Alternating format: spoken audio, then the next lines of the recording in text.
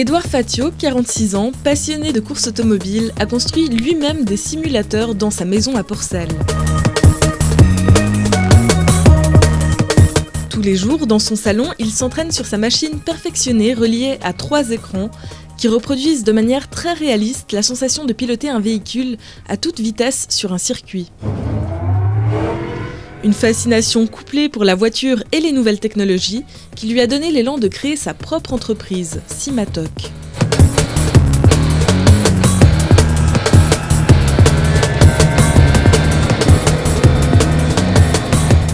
Quand on pilote dans la réalité, j'étais tout le temps frustré de ne jamais pouvoir piloter assez, parce que je faisais que 3 courses par année. Et 3 courses par année, c'est pas suffisant quand on est passionné. Et puis j'ai vu que la technologie nous permettrait justement de faire des simulateurs. J'ai été essayer des simulateurs comme à Lyon ou aussi en France comme ça. Puis j'ai vu qu'il y avait ça, mais j'ai dit bon il faut faire mieux parce que ça me plaisait pas les sensations qu'il donnait. Il y avait trop de mouvements, il n'y avait pas la vision, il y avait les écrans qui bougeaient avec le simulateur. Quand on pilote, on n'a jamais la planète qui bouge avec nous, donc c'était pas réel. Mais j'ai vu que les ordinateurs, tout ça, pouvaient nous permettre de recréer ça. Il fallait un système qui soit modulable, et puis il n'y avait pas, donc j'ai dit bon, j'ai créé. C'est dans son atelier au sous-sol qu'il a construit ses machines à base de pièces mécaniques de voitures. Son objectif, produire des simulateurs plus perfectionnés que ceux que l'on trouve sur le marché, capables de s'adapter à tout type de véhicule. Cela afin de permettre aux pilotes professionnels de s'entraîner régulièrement. Jardinier paysagiste de formation, Édouard Fatio a tout appris sur le tas. Ça demande beaucoup de métiers différents. Il y a de la serrurerie, la mécanique, l'informatique, l'électrique. Mais au final, en quoi un entraînement virtuel permet-il réellement aux pilotes d'être plus performants sur le terrain ? Aller vite, c'est un mot, ça veut dire qu'on doit faire les bons mouvements au bon endroit et au bon moment.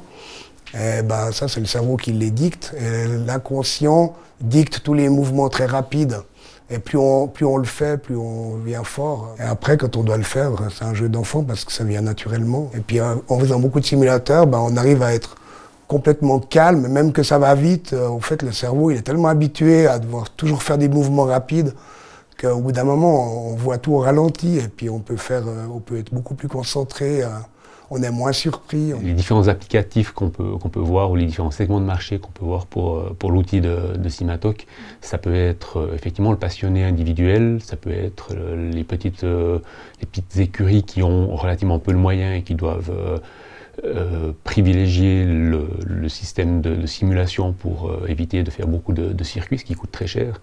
Et puis également, on a vu maintenant avec le premier centre qui s'est ouvert à Genève la possibilité d'offrir ceci à plus ou moins monsieur tout le monde. Et chez Édouard, on a un passionné, on l'a vu, c'est une personne qui compte pas ses heures, qui fait ça, qui a sacrifié quasi l'ensemble de sa maison pour pouvoir réaliser ce genre de choses-là. Donc on a quelqu'un qui sera prêt à se fatiguer, s'user pour son idée.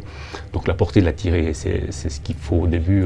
On y met toutes ses économies, on y passe tout son temps et c'est très difficile de trouver d'autres méthodes de développement. C'est une passion. Je dirais, c'est une maladie, ouais. Ouais, vraiment une passion, ouais, je pense, ouais. Plus que ça, peut-être. C'est de la rage, voilà, c'est ça que je voulais dire. Pour l'heure, le jeune entrepreneur a vendu 8 machines au pilote valaisan Patrick Desfagot, qui a ouvert un centre de simulation de course à Genève. 4 clients particuliers qui souhaiteraient installer l'innovation chez eux viennent de faire appel à ses services.